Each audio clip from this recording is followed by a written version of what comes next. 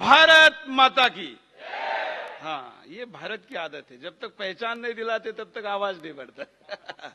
यही पहचान दिलानी है और इसलिए पहचान देके ही राष्ट्र निर्माण हो सकता है। इसलिए कुछ करने का संकल्प आज के दिन हम ले रहे हैं।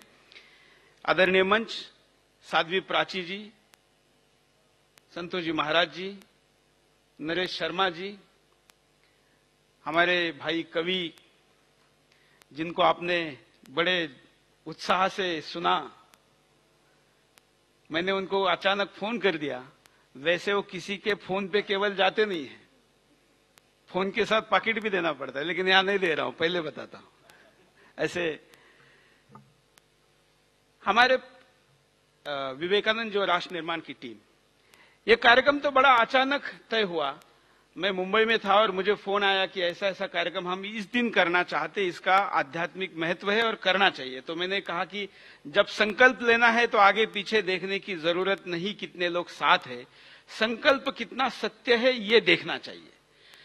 और ये भी मैंने कहा कि संख्या के लिए कोई विशेष प्रयत्न ना किया जाए, क्योंकि बहुत ज्यादा लोगों के साथ जो पहला कदम पड़ता है उसमें से ज्यादातर कदम छूट जाते हैं, और जो कम लोगों के कम पैरों के साथ जो पहला कदम पड़ता है वो ज्यादा दूर तक जाता है। ये दुनिया का इतिहास है।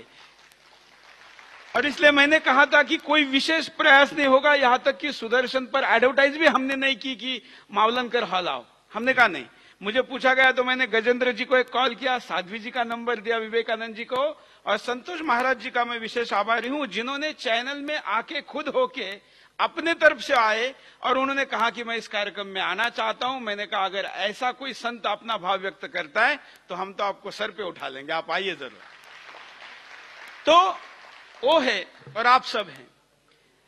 सुदर्शन जो आज यहां तक पहुंचा है, आपको पता है इसका संकल्प जब मैंने लिया था, ऐसे ही आज के शुभ मुहूर्त पर, तो केवल माया और मैं, हम दोनों, मेरी पत्नी, हम दोनों पूना में थे और एक A4 के पेपर पर, इतने साइज के पेपर पे, कलर प्रिंटर भी मेरे ऑफिस में नहीं था, तो हमने ब्लैक एंड व्हाइट से लिखा सुदर्शन न्यूज, और उस कागज को हमने गणेश जी के कदमों में रखा और कहा कि एक टीवी चैनल शुरू करेंगे। आज वो चैनल भारत के टॉप 10 में है। संकल्प की शक्ति तब होती है जब आप संकल्प पर सत्य के साथ चलते हैं। हमारी परंपरा ये कहती है, साधु संत ये कहते हैं कि अगर आपका संकल्प सत्य है तो उसको पूरा करने का काम ईश्वर का है। आपका संकल्प सत्य होना चाहिए। और इसलिए आज हम सब मिलके यहां पर संकल्प लेने आए हैं कि हम एक ऐसे राष्ट्र का निर्माण करेंगे जो राष्ट्र दुनिया में विश्व गुरु पद पर विराजमान होगा। बहुत से देश अपने आप को नंबर 1 बनाने की बात जब करते हैं तब वो अपने सीमा को बढ़ाने की बात करते हैं। चाइना जब अपने आप को सामर्थ्यशाली बनाने की बात करता है तो अपने सीमा को विभिन्न देशों में फैलाने की बात करता है, हम उसके भुक्तभोगी हैं। अमेरिका जब अपनी सामर्थ्य की बात करता है तो कई आखाती देशों के ऊपर बमबारी करके उनको खत्म करने की बात करता है। अकेला हिंदुस्तान ऐसा है जिसने लाखों वर्षों के इतिहास में अपने साम्राज्य की वासना में 1 सेंटीमीटर भी अपनी सीमा रेखा दूसरे देश की सीमा में नहीं पहुंचाई। यह हमारी विशेषता है। हम भाव से पढ़ना चाहते हैं और इसलिए हमने देश निर्माण ये नहीं कहा।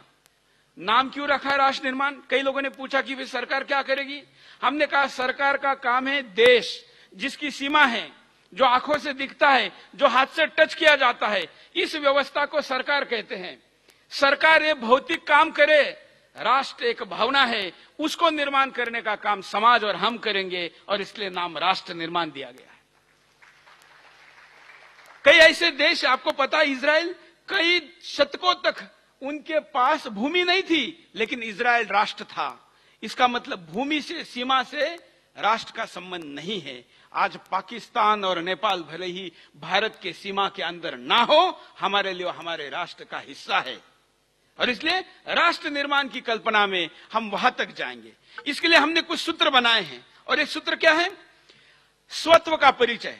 जैसे मैंने आपको नारा देते के लिए बस इतना सा कहा कि यहां शेर बैठे हैं ऐसा महसूस होना चाहिए, तो आपका आवाज 4 गुना बढ़ा कि नहीं बढ़ा? बड़ा।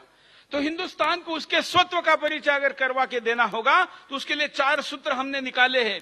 वो सूत्र, पहला सूत्र है सुप्रचार। हमारा धर्म, हमारी सभ्यता, हमारी संस्कृति सबसे पीछे अगर कहीं पिछड़ती है तो प्रचार में पिछड़ती है, ये वास्तव है। आप देखिए, नए साल के उत्सव को कितने बड़े पैमाने पर चैनल वाले मनाते हैं, मॉल में बोर्ड लगते हैं, चैनलों पर विशेष कवरेज होती है, नए नए ड्रेस पहन के एंकर लेके 10-100 जगह पर ओबी वैन लगा के मार्केटों में क्या चहल पहले, फलाना क्या क्या क्या क्या दिखाते हैं।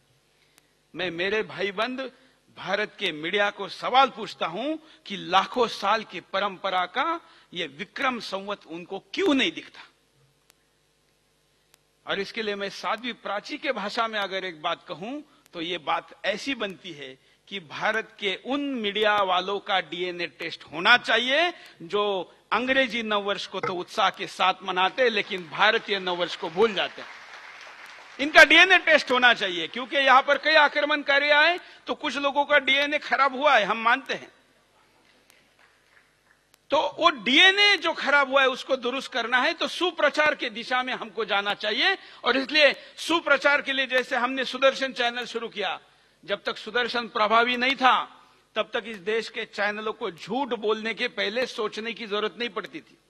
वो कहते थे झूठ बोलना है ना, बस ठोक दो, हम जो कहेंगे हमें पूछने वाला कौन है। लेकिन पिछली कई घटनाओं ने हमने साबित कर दिया कि देश का सारा मीडिया एक तरफ एक बात गलत बोल रहा था और हम सत्य की बात बोल रहे थे, हिंदुस्तान उसको सुन रहा था। पीके फिल्म का उदाहरण है।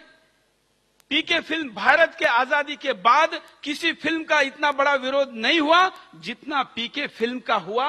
वो सुदर्शन ने जो बिंदास की 19 दिनों की सीरीज चलाई उसका परिणाम था। किसी ने कहा कि आपके कारण तो उसने 300 करोड़ कमाए। मैंने कहा हमको 300 और 3000 करोड़ की चिंता नहीं है, क्योंकि 1200 साल के गुलामी में यहां से तो कई हाथी, घोड़े, जहाज लूट लूट कर लेके गए, लेकिन वो हमें खरीद नहीं पाए, हमको बर्बाद नहीं कर पाए। पैसे की चिंता नहीं है, हमें बुद्धि भेद की चिंता है, हमारे अपनत्व की चिंता है जो हमसे छीना जा रहा है। और इसलिए हमें स्वत्व का, अपनत्व का परिचय कराना होगा। तो उस फिल्म में क्या गलत है हमने दिखाया। ऐसा एक विषय आया ओवैसी का, जिस ओवैसी ने कहा था कि 15 मिनट के लिए पुलिस हटाओ, हम 100 करोड़ हिंदुओं को खत्म कर देंगे। साध्वी प्राची अगर कोई एक लाइन बोल देती है कि इस देश को आजादी क्या केवल चखली चलाने से और भजन गाने से चली, चरखा चलाने से मिली है? मिली है क्या? मैं कहता हूं कि गांधीवादी भी यह मानेगा। इनकी एक कविता है जिस कविता में सावरकर जी और गांधी जी के ऊपर आपने लिखा हुआ है। तो क्या यह सत्य लोगों को बताना गुनाह है? अगर गुनाह है तो सुदर्शन चैनल एक गुनाह करने के लिए तैयार हुआ है। इसका वचन मैं आज आपको यहां पर दूं, क्योंकि सत्य बताना होगा। और इसलिए सुप्रचार हम तकनीक के आधार पर करेंगे, टेक्नोलॉजी के आधार पर करेंगे। और अब भारत माता ने तो कृपा करके सुदर्शन को एक बहुत आधुनिक सेटअप दिया है।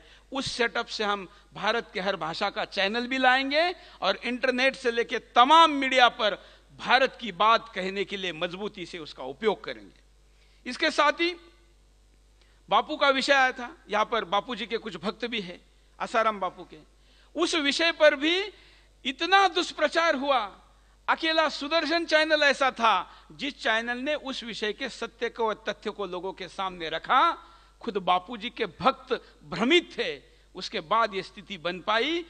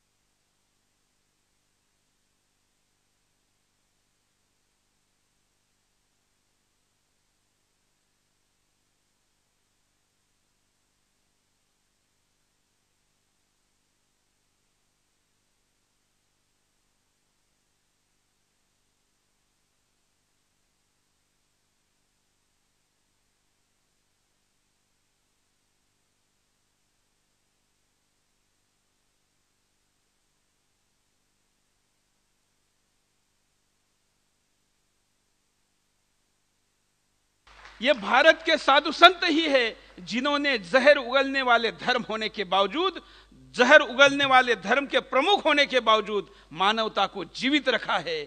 अगर साध्वी प्राची ने बोल दिया था कि इस देश को आजादी क्या केवल चखली चलाने से और भजन गाने से चली, चरखा चलाने से मिली है क्या? मैं कहता हूं कि गांधीवादी भी ये मानेगा। इनकी एक कविता है जिस कविता में सावरकर जी और गांधी जी के ऊपर आपने लिखा हुआ है। तो क्या यह सत्य लोगों को बताना गुनाह है? अगर गुनाह है तो सुदर्शन चैनल एक गुनाह करने के लिए तैयार हुआ है। इसका वचन मैं आज आपको यहां पर दूं, क्योंकि सत्य बताना होगा।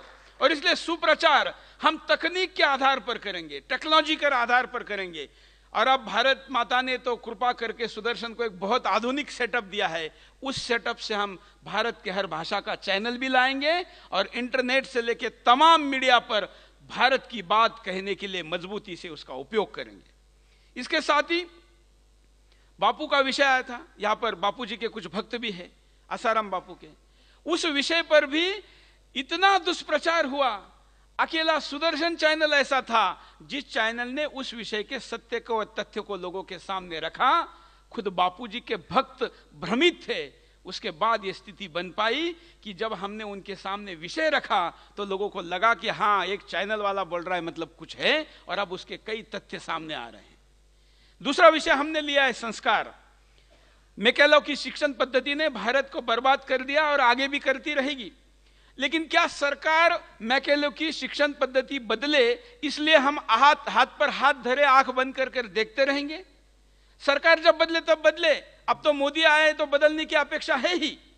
लेकिन जहां हमारे परिचित स्कूल है, जहां हमारे परिचित प्रिंसिपल है, जहां परिचित संस्था है, हम वहां पर तो एक विषय को जोड़ सकते हैं कि नहीं जोड़ सकते हैं? भारत की सच्ची पहचान देने वाले एक विषय को भी अगर हम जोड़ेंगे तो हम मैकेलो की शिक्षण पद्धति को मुंह तोड़ जवाब दे सकते हैं। और इसलिए संस्कारों की दिशा में भी हम काम करने जा रहे हैं। दूसरा विषय सामर्थ्य का है। छत्रपति शिवाजी महाराज के गुरु रामदास स्वामी जी ने छत्रपति शिवाजी महाराज सत्ता आसीन होने के पहले और सत्तासीन होने के बाद एक बहुत महत्वपूर्ण काम किया जो इस देश में आज कोई नहीं कर रहा है। उस दिशा में काम करने की जरूरत है। वो ये काम ये था कि उन्होंने हर गांव में छोटे से भी गांव में उन्होंने व्यायामशालाएं शुरू की थी। आज हमारे यहां पर व्यायामशाला के नाम पर कुछ नहीं है। हम मारुति और हनुमान जी के सामने हाथ जोड़कर आते हैं और हम सामर्थ्य के नाम पर केवल हाथ जोड़ने को ही सामर्थ्य मानते हैं। हमारा प्रयास है इस देश के ऐसे साधु संत, ऐसे आश्रम जो हमारे लिए हमारे इस मुहिम में जुड़ जाए। तो जहां मंदिर वहां पर व्यायामशाला होना चाहिए, जहां मंदिर वहां पर जिम होना चाहिए, जहां आश्रम वहां पर जिम होना चाहिए। वहां से भुजा से बलवान और मन से बलवान युवकों को तैयार करना चाहिए। और इसलिए सामर्थ्य की बात भी हम इस अभियान में कर रहे हैं। और सामर्थ्य कैसा? हमारा सामर्थ्य किसी को मारने के लिए नहीं है। हमारा सामर्थ्य इतना सामर्थ्यशाली होना चाहिए कि उस सामर्थ्य को देखकर ही आपके शत्रु को बोलने की हिम्मत नहीं होनी चाहिए। उस दिशा में हमको लेकर जाना है। और उसके बाद हम बात करते हैं स्वाभिमान की। जब व्यक्ति संस्कारित होता है, दुष्प्रचार से दूर हो जाता है और जब उसके अंदर सामर्थ्य आ जाता है तो स्वाभिमान अपने आप ही आता है। और इसलिए स्वाभिमान की निर्मित करने की दिशा में हम जा रहे हैं। इन 4 सूत्रों के साथ राष्ट्र निर्माण की घोषणा इस वक्त हम करने जा रहे हैं। अब अपने अपने जेब के मोबाइल निकालिए। एक नंबर मैं आपको दे रहा हूं, इस नंबर को डायल करिए और इस अभियान की शुरुआत हम करते हैं राष्ट्र निर्माण से जुड़ने की। नंबर है 9251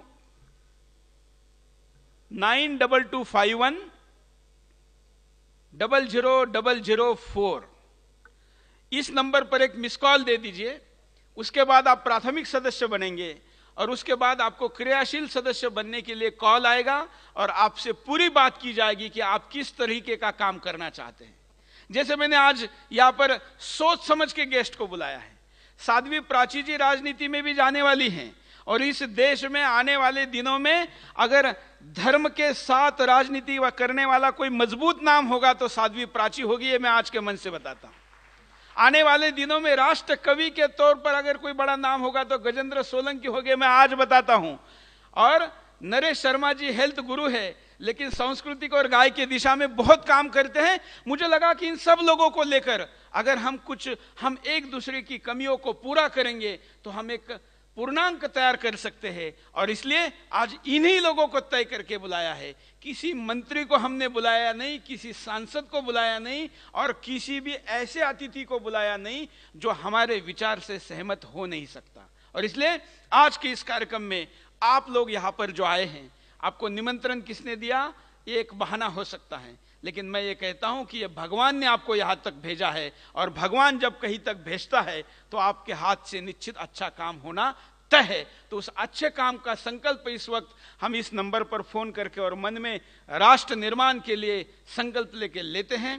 इसी के साथ मैं आपको सुदर्शन पर, सोशल मीडिया पर और समाज पर समय दान देने की आह्वान करता हूं। इस कार्यक्रम को करोड़ों की संख्या में बिंदास के और सुदर्शन के जो दर्शक कार्यक्रम में देख रहे हैं वो भी इस नंबर पर फोन करें। और अब समयदान देने के लिए मैं केवल आह्वान करता हूं। नेताजी सुभाष चंद्र बोस ने कहा था कि तुम मुझे खून दो, मैं तुम्हें आजादी दूंगा।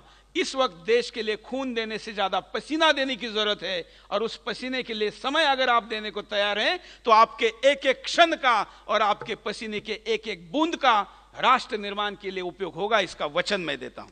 जय हिंद।